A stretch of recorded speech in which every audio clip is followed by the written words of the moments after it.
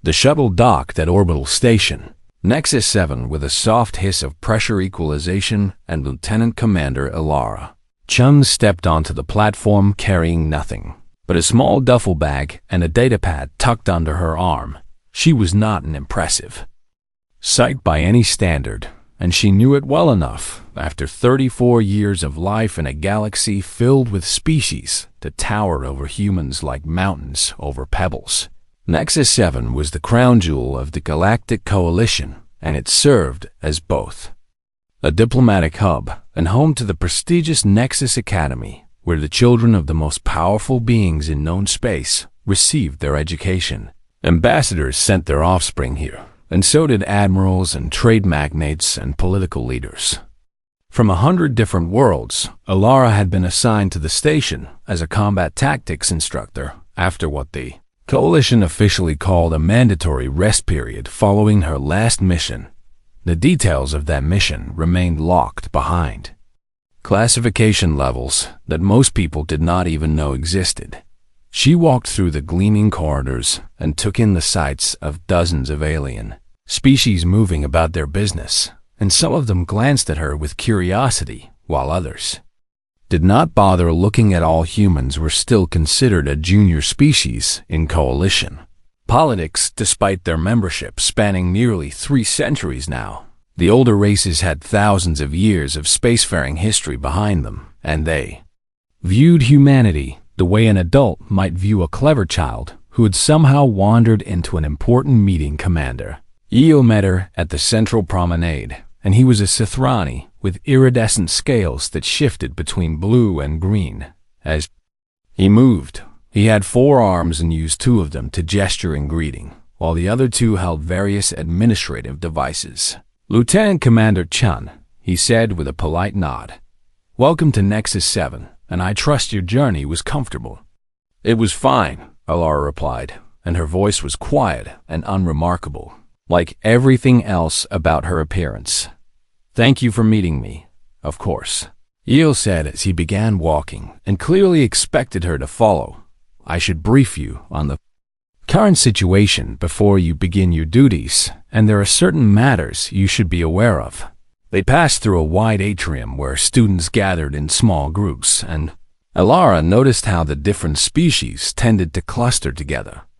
The Tolokai, with their gray skin and large dark eyes, kept to one corner, while the Mephri, with their fur and sharp teeth, occupied another. And then there were the Voricans. 3 of them stood near a fountain in the center of the atrium, and they were impossible to miss. Each one stood nearly 3 meters tall, with chitinous exoskeletons that gleamed under the station lights, and their mandibles clicked softly as they spoke to each other in their native language. Those are the children of High General Thraxis, Eel explained in a lower voice. Crix is the eldest, and his siblings are Veth and Nala, and they are among our most distinguished students. Elara watched them for a moment, and she saw the way other students gave them space, and how even the instructors seemed to walk carefully around the trio. I understand, she said simply. I should warn you, Eel continued as they resumed walking. The students here come from very privileged backgrounds, and they can be somewhat resistant to new instructors, especially those from younger species. He paused and seemed to choose his next words carefully. We have had 2 human instructors before you, and neither of them lasted more than a few months, and I want you to be prepared for potential difficulties. Elara nodded, but said nothing, and Eel seemed slightly uncomfortable with her silence. What he did not know, and could not have known, was that Elara was already aware of exactly why those previous instructors had left. The Coalition Intelligence Division had briefed her thoroughly before this assignment, and she knew about the campaign of intimidation that had driven them away. She also knew who was responsible. The Varikan siblings had made a game of it, and they were careful enough to never cross lines that would result in official punishment, but persistent enough to make life unbearable for anyone they decided to target. Crix, in particular, had inherited his father's pride and influence, but none of the wisdom that came with age and experience. Eel showed her to her quarters, which were modest but comfortable, and he provided her with access codes and schedules and a list of regulations that she would need to follow. "Your first class is tomorrow morning," he said. "Advanced tactical analysis for senior students, and I wish you the best of luck. Love, Lieutenant Commander."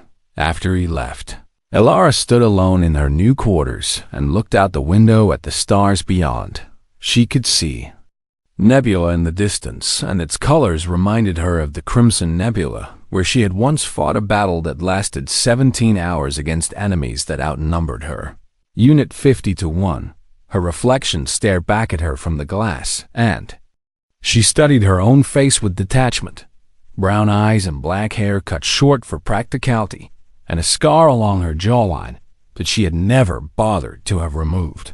She was small and plain and forgettable, and that had always been her greatest advantage. Back in the atrium, Crix watched the new human instructor disappear down a corridor, and his mandibles clicked with amusement. "Another one," he said to his siblings. "How long do you think this one will last?" Beth made a sound that served as laughter among their kind. "A month perhaps, and she looks even weaker than the last one. I heard she was transferred from some medical posting," Nala added. "Probably could not handle real military work." Crix considered this information, and already his mind was working on ways to make the new instructor understand her place in the station hierarchy. Humans were prey species in his view, and they had only achieved their position in the coalition through luck and numbers rather than any real merit. His father had told him stories of ancient Vorican conquests when their empire had spread across 12 star systems through strength and martial prowess. What had humans accomplished in comparison? Nothing worth remembering. "We will give her a week to settle in," Crix decided. "And then we will begin, and by the end of the month, she will request a transfer, just like the others." His siblings clicked their agreement, and the three of them returned to their conversation without giving the small human woman another thought. They did not notice the way Elara had paused at the corridor entrance, and they did not see her glance back at them with eyes that held no fear at all, and they certainly did not know about the experimental audio implants that the Coalition had installed in her ears during a mission she was not permitted to discuss.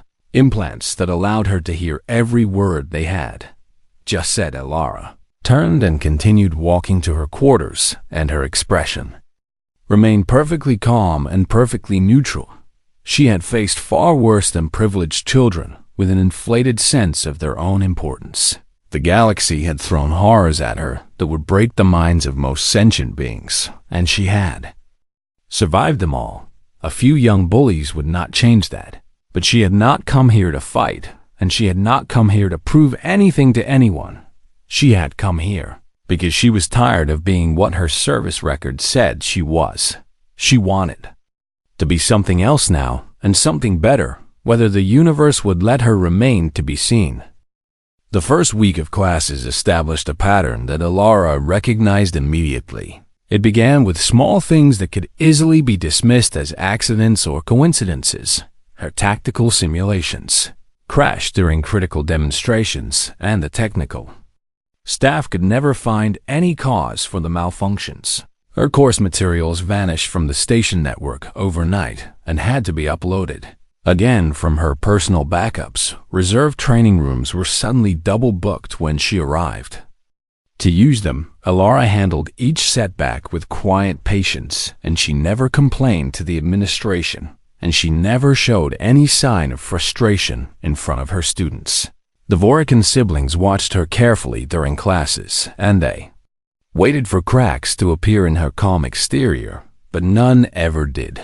This only made them more determined. "She thinks she is better than us," Crick said to his siblings one evening in their private quarters. "Did you see how she looked at me today?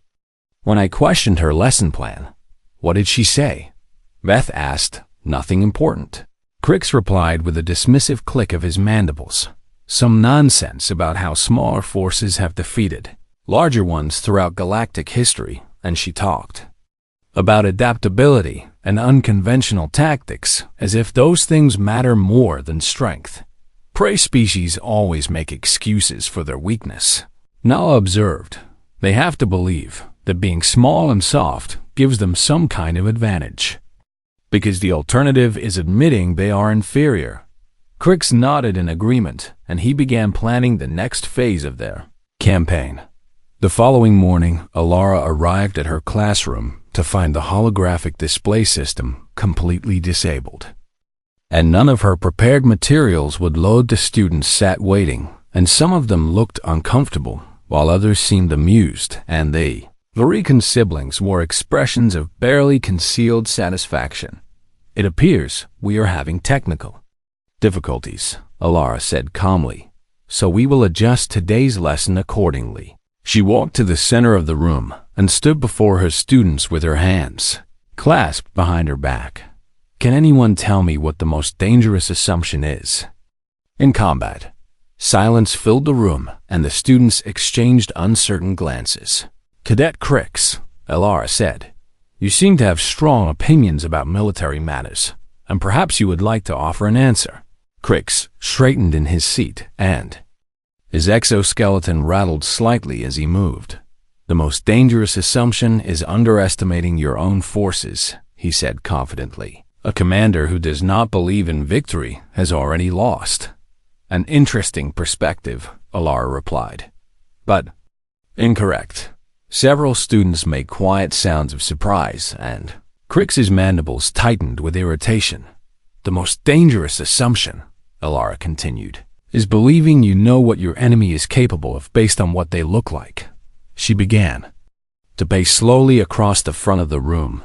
The Varican Dominion learned this lesson 400 years ago during the Mephiry. Uprising and the Mephiry were considered a primitive species at the time, and no one expected them to pose any real threat.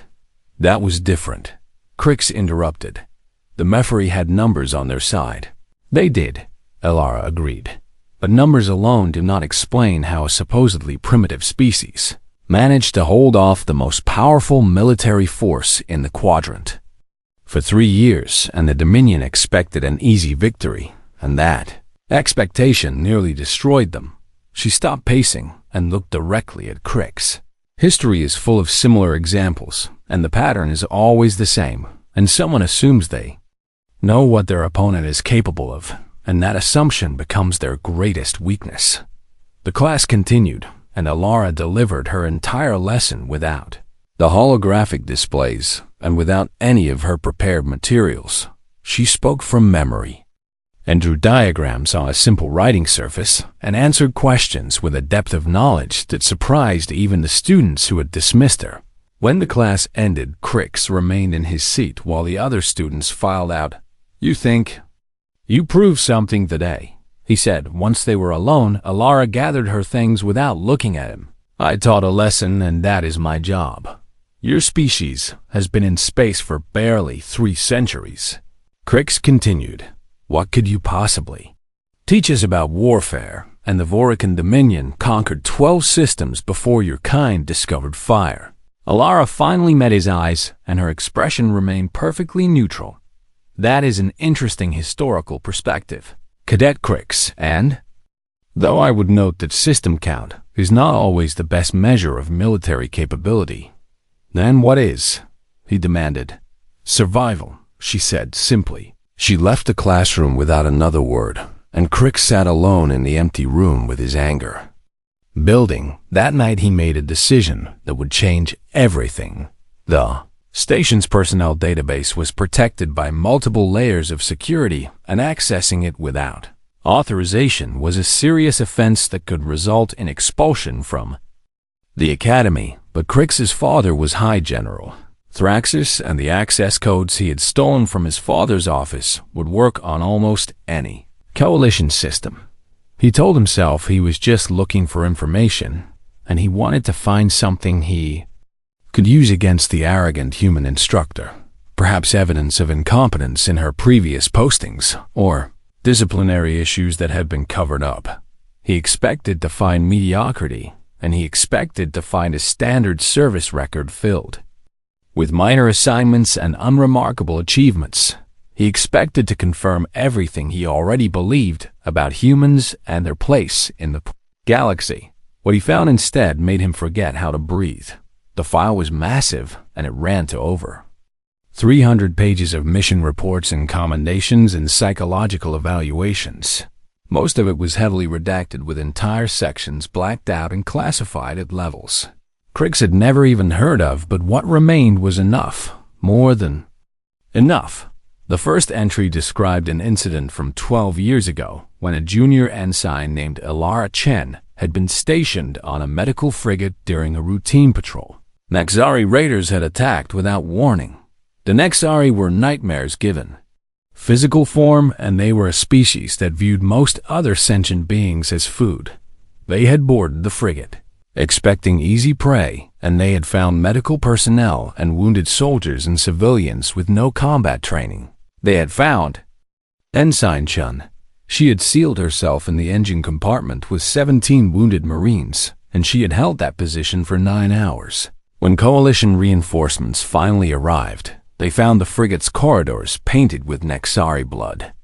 43 confirmed kills. 1 human survivor standing among the bodies with a broken fire axe in her hands. That was the first entry. Crix read the second entry, and then the third, and then he lost count as the hours passed, and the scope of what he was reading became clear. The siege of Proxima Station, where she had led a defense against impossible odds. The Darkfall campaign, where she had gone behind enemy lines alone. The Battle of the Crimson Nebula, where her unit had been outnumbered 50-1, and she had been the only one to walk away, name after name and engagement after engagement, and each one more impossible than the last. The humans had a word for soldiers like Elara Chen, and Crix had to search the translation database to understand it. Berserker. It referred to ancient human warriors who could enter a state of combat fury that made them nearly unstoppable, and modern humans carried the same genetic potential. When pushed beyond their breaking point, certain humans did not break at all. They became something else entirely, something that the Coalition's best scientists still could not fully explain. Crix reached the final entry in the file, and his hands trembled as he read it. It described a mission on a world called Kepler 442b and a Coalition diplomatic envoy that had been captured by the hierarchy. 47 hostages with no possibility of rescue through conventional means. The Coalition had sent Elara Chen alone. What happened over the following 72 hours remained heavily redacted, but the results were documented in cold official language. All 47 hostages recover alive. 1 human operative extracted with severe injuries, and a hierarchy forward operating base that simply no longer existed. Crix stared at the final line of the report, confirmed enemy casualties numbered 847. He read it again to make sure he had understood correctly. 847 enemies killed by 1 small human woman in 3 days. Crix closed the file and sat in the darkness of his quarters and tried to understand how he could have been so wrong. The quiet instructor with the plain face and the unremarkable voice was not prey. She was the most dangerous predator he had ever encountered, and he had been trying to make her angry. Crix did not sleep that night. He sat in his quarters with the lights dimmed and stared at the wall while his mind tried to process what he had discovered. Every interaction with Lieutenant Commander Chun played back in his memory, and he saw them differently. Now the way she had responded to his challenges with perfect calm suddenly made sense. She had not been intimidated because there was nothing he could do to her that compared to what she had already survived. The quiet patience she showed when her equipment malfunctioned was not weakness. It was the patience of a predator who knew that nothing in the room posed any real threat. Before dawn, Crix called his siblings to his quarters and showed them the file. Veth read it in silence, and his exoskeleton gradually paled to a sickly gray color as he absorbed the information. Nala made it halfway through the Kepler 442b mission report before she had to stop. "This cannot be accurate," she whispered. "No single soldier could do this." "The file is genuine," Crix replied. "I verified the authentication codes myself, and every entry is confirmed by multiple sources. We have been antagonizing her," Veth said slowly. "We sabotaged her equipment, and we mocked her in front of other students, and we planned to drive her away like we did with the others." The three siblings looked at each other, and the same terrible realization showed in all of their eyes. They had been poking a sleeping predator with sticks and laughing about how harmless it seemed. "What do we do?" Nala asked. Crix had no answer. By midday, the information had spread beyond the Vorican siblings. Crix had sworn Veth and Nala to secrecy, but one of them must have told someone because whispers began circulating. Through the academy corridors, a human cadet named Torres heard a fragment of the story from a Sithrani classmate, and he accessed his own family's military connections to verify the rumors. What he found confirmed everything, and he shared it with other human students who had been keeping their heads down since Alara arrived the Mefori. Students heard next, and they passed the information to the Toakai, and within hours nearly every student on the station knew some version of the truth. The stories grew with each retelling, as stories always do. Some versions claimed she had killed 1,000 enemies on Kepler 442b. Others said she had single-handedly destroyed an entire hierarchy fleet. The truth was dramatic enough, but rumors rarely. Stay faithful to truth. Lieutenant Commander Ilara Chun walked to her afternoon class through corridors that had suddenly become very quiet. Students who had ignored her before now stepped aside to let her pass. Conversation stopped when she approached, and did not resume until she was well out of earshot. She noticed the change immediately. Her experimental audio implants picked up fragments of whispered conversations, and she heard her own name repeated again and again, along with words like Berserker and 800 and Alone. Someone had accessed her file. She had known this might happen eventually, and she had even suspected it might be one of the Vorican siblings. The station's security systems had flagged the unauthorized access within minutes, and Alara had received the notification on her personal device. She could have reported it immediately, and Crix would have been expelled and perhaps even arrested given the severity of the breach. Instead, she had done nothing. She had let the information spread because part of her wanted to see what would happen next. Would they fear her and avoid her and treat her like a monster? Or would something else emerge from this revelation? Her afternoon class was Advanced Combat Theory, and the room fell silent the moment she entered. Every seat was filled, and there were even students standing against the walls who had no reason to be there. Word had spread fast. Alara set her datapad on the desk and looked out at the sea of faces before her. She saw fear in many of them, and awe in others, and confusion in a few. The Vorican siblings sat in their usual seats, but everything about their posture had changed. They sat straight with their mandibles pressed tight against their faces in what Alara recognized as a Vorican gesture of profound respect. "Good afternoon," Alara said, and her voice was exactly the same as it had always been, quiet and calm and unremarkable. "Today we were scheduled to discuss defensive formations, but I think we should address something else first." The silence in the room became absolute. "Some of you have learned things about my service history," she continued, "and I can see in your faces that you have questions." No one moved or spoke. I am not going to confirm or deny any specific details, because much of that information remains classified, and I could face serious consequences for discussing it openly. She paused and let that sink in. "But I will tell you this much because I think it is important for you to understand." She walked around the desk and stood directly in front of her students with nothing between them. "Everything I did during my military career, I did because I had no choice, and people were depending on me, and failure meant they would die."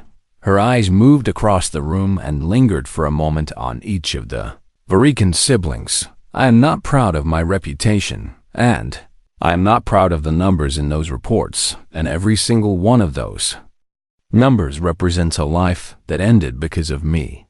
The room remained silent. but the quality of the silence had changed.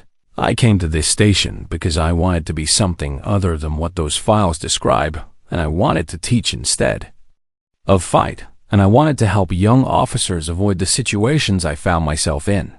She returned to her desk and picked up her datapad. So here is what we are going to do, and we are going to continue this class as normal, and we are going to learn about defensive formations and tactical positioning, and all the other things that might keep you alive someday. And when class is over, you can think whatever you want about me, and you can be afraid if that is your choice. But I hope you will consider another option. She looked at Crix directly. I hope you will let me teach you. The lesson proceeded, and Alara delivered her lecture as if nothing unusual had happened. But everything had changed. Students who had previously slouched in their seats now sat at attention. Questions that had been asked with skepticism were now asked with genuine curiosity. The Varikan siblings took notes with focused intensity, and their earlier arrogance had vanished completely when the class ended. The students filed out slowly, and many of them looked back at Alara with expressions she could not quite read. Crix was the last to leave, and he paused at the door. "Lieutenant Commander," he said, and his voice was barely audible. Alara looked up from her datapad. "Stay after class tomorrow," she told him. "We need to talk." Crix nodded once and left without another word. Alara sat alone in the empty classroom and allowed herself a small smile. Perhaps this would not turn out the way she had expected. Perhaps something good could come from the truth being known. Or perhaps she was fooling herself, and the fear in those young eyes would never turn into anything else. She supposed she would find out soon enough. For now she had papers to grade and lessons to plan and a reputation to either live up to or live down. The galaxy had given her a second chance. She intended to use it well. Crix arrived at the classroom early the next day and found Lieutenant Commander Chun already there. She sat at her desk with a cup of something steaming in her hands, and she looked up. When he entered, but did not speak, he walked to the front of the room and stood at attention with his mandibles pressed tight in the formal posture of a subordinate addressing a superior. "Lieutenant Commander," he began, "I must confess to a serious violation of station protocols. The unauthorized database access," Alara said calmly. "Yes, I know about that." Crix's exoskeleton clicked with surprise. "You knew?" Station security flagged the breach within minutes, and I received a notification as soon as my file was accessed. She took a sip from her cup and watched him over the rim. "I could have reported it immediately, and you would have been expelled and possibly arrested given the classification level of the documents you accessed." Crix felt his ichor run cold. "Why did you not report it?" "Because I was curious what you would do with the information." Alara set down her cup and gestured to a chair. "Sit down, Cadet Crix, and you look like you are about to fall over." He sat and tried to gather his thoughts, but his mind kept racing in circles. "I need to understand something," Alara said. "Why did you access my file in the first place, and what were you hoping to find?" Crix was silent for a long moment. "I wanted ammunition," he finally admitted. "I wanted to find something I could use against you, and something that would prove you did not belong here, because I am human." Yes, he could not bring himself to lie. "I believed your species was inferior, and I believed you had no right to teach Varikan students, and I wanted to expose your inadequacy." Alara nodded slowly. "And instead you found the opposite." "I found a monster," Crix said, and then immediately regretted his choice of words. "I apologize, I did not mean." "No," Alara interrupted. "You are not wrong, and that is exactly what those files describe." She stood and walked to the window that looked out over the station promenade. "Do you know why I requested this posting, Cadet Crix?" "No, Lieutenant Commander." "Because I was tired of being that monster." She turned to face him, and for the first time, he saw something other than calm composure in her expression. "Every name in that file represents someone who is dead because of me, and most of them were enemies, yes, and most of them would have killed me or others if I had not stopped them. But they were still people, and they had families and homes and lives that ended when they encountered me. Crix did not know what to say. The things I did on Kepler 442b. Alara continued, those 3 days changed me, and I do not remember all of it clearly because the human mind protects itself from trauma by fragmenting memories. But I remember enough, and I remember the sounds and the smells and the feeling of doing things that no civilized being should ever have to do. She returned to her desk and sat down across from him.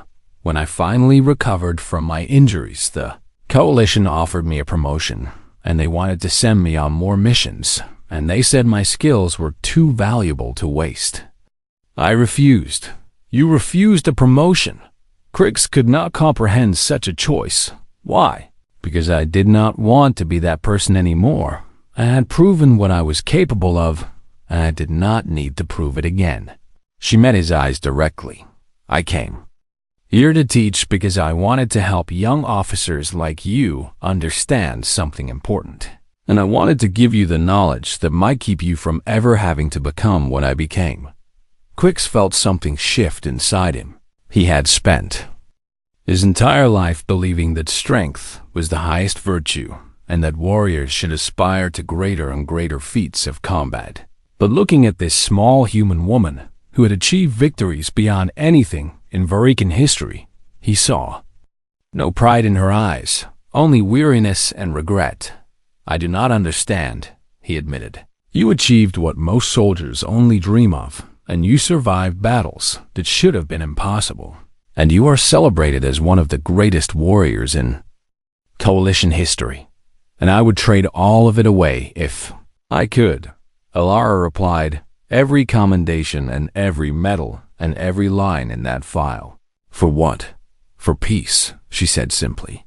For the ability to close my eyes at night without seeing the faces of everyone who died by my hands. The silence stretched between them. You tried to drive me away, Alara continued.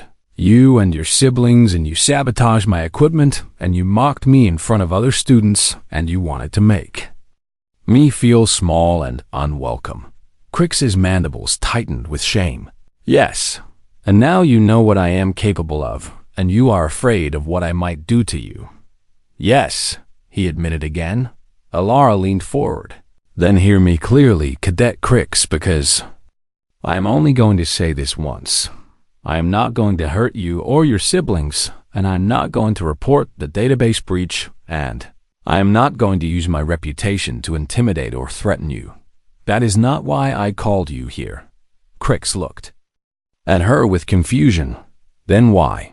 Because you have potential, Alara said. All three of you do, and you're smart and capable, and you come from a proud warrior tradition that has much to offer the Coalition. But you are also making the same mistake.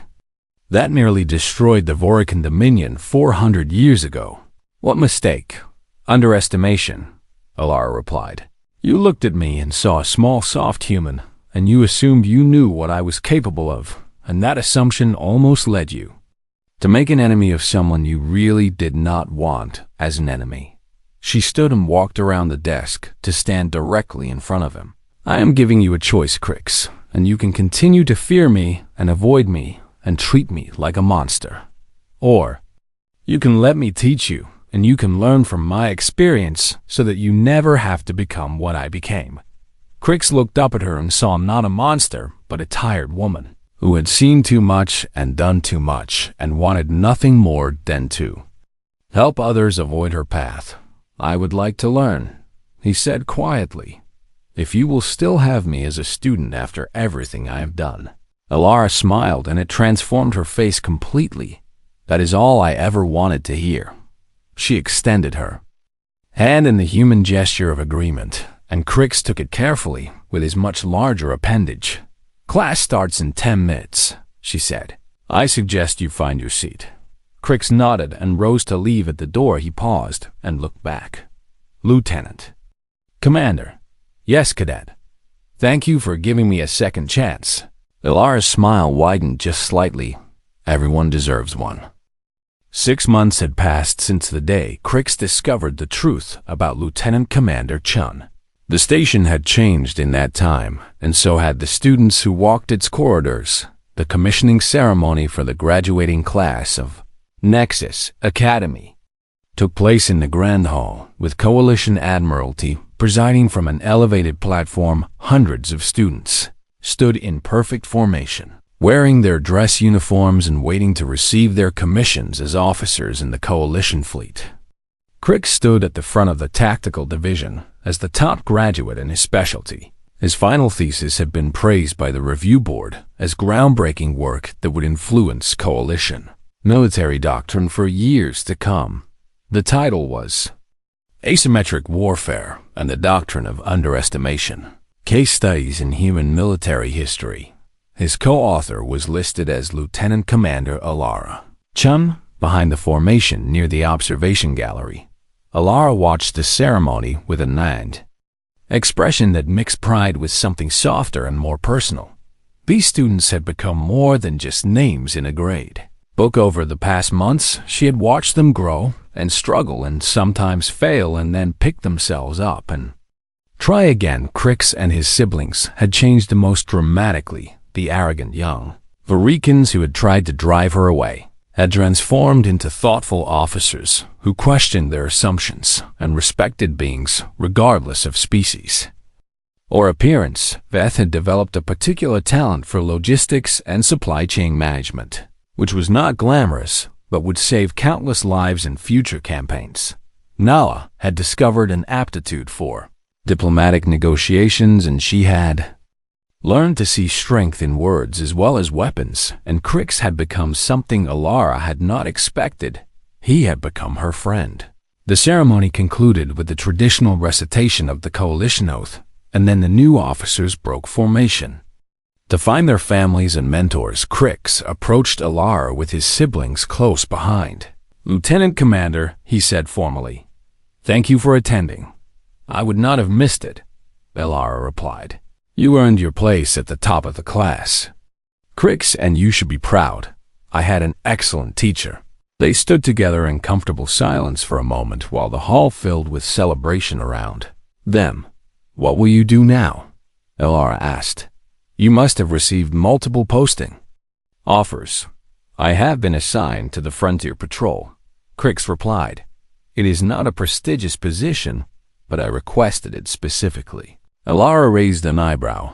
"May I ask why?" "Because that is where young officers are most likely to encounter unexpected situations," Crix explained. "And I want to be there to help them understand what you taught me. That assumptions can be deadly," Veth added, "and that the most dangerous enemy is often the one you never expected." "You have learned well," Alara said, and her voice carried a warmth that would have seemed impossible from the quiet instructor who had arrived at the station 6 months ago. A deep voice interrupted their conversation. "Lieutenant Commander Chun." Alara turned to find Admiral Thraxus standing before her. The High General of the Varikan fleet towered over everyone in the hall, and his exoskeleton was covered with campaign ribbons that represented 3 centuries of warfare. "Admiral," Alara said with a respectful nod, "it is an honor." "The honor is mine," Thraxus replied, and his translator struggled to convey the weight of emotion in his words. "My son has told me much about you over these past months." "I hope only good things, sir. He told me you could have destroyed his career with a single report," Thraxus said. "He told me you had every right to do so after what he did, and yet you chose mercy instead."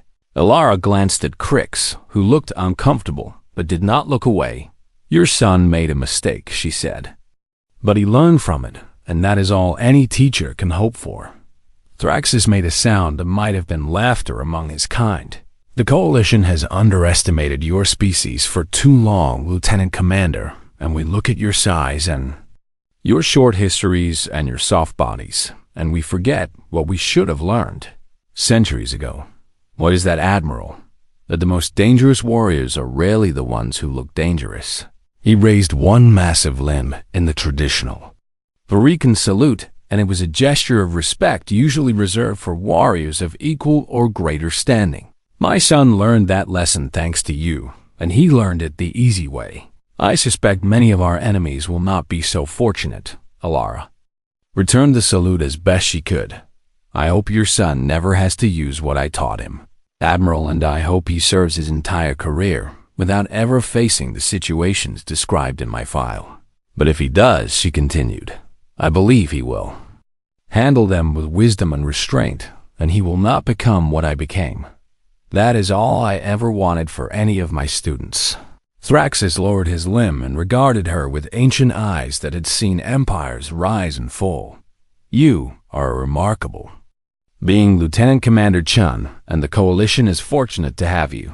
He turned and rejoined the other admirals, leaving Alara alone with the Varikan siblings. Will you stay at the station? Nala asked. Will you keep teaching? For now. Alara replied, there are always new students who need to learn the lessons your brother learned. Perhaps someday the galaxy will run out of beings who judge others by their appearance. Veth suggested. Alara smiled sadly. Perhaps, but I would not count on it, and prejudice is one of the oldest traditions in the universe. Then we will fight it, Crick said firmly. We will remember what you taught us, and we will pass those lessons on to others, and eventually things will change. That is very optimistic of you. I learned optimism from a human, Crix replied. She taught me that even the darkest past does not have to define the future. Alara felt something warm bloom in her chest, and she recognized it after a moment as hope. It had been a long time since she had felt that particular emotion. Go celebrate with your family, she told them. This is your day, and you have earned it. The siblings departed, and Alara stood alone in the crowded hall. She watched the new officers scatter toward their futures and wondered how many of them would remember the lessons they had learned here. Some would forget, and some would fall back into old patterns of assumption and prejudice. But some would remember. Some would carry her words with them into the darkness of space, and those words might save lives that would otherwise have been lost. That was enough. That was more than enough. The quiet human instructor with the impossible service record turned and walked toward the exit. She had papers to grade and new lessons to plan, and another class of students arriving next semester. The stories would spread, of course. They always did. Tales of the small, unassuming woman who had made the children of admirals understand what true strength looked like. But those were not the stories that mattered to Alara anymore. The only story that mattered was the one being written now. A story about second chances and growth, and becoming more than the sum of your battles. A story about choosing who you wanted to be rather than being defined by what you had survived. And that story, she thought, as she stepped into the corridor, was just beginning. In the end, humanity's greatest strength was not their capacity for violence. It was their capacity for change, for mercy, for hope, and for believing that even the most fearsome warrior could become something gentler if given the chance. Lieutenant Commander Elar Chun walked into the light of the stars and allowed herself to imagine a future worth fighting for, not with weapons this time, but with wisdom and with patience, and with the quiet, stubborn faith that the universe could always become better than it. That was the lesson she had learned. That was the lesson she would teach for as long as the galaxy would let her. The end.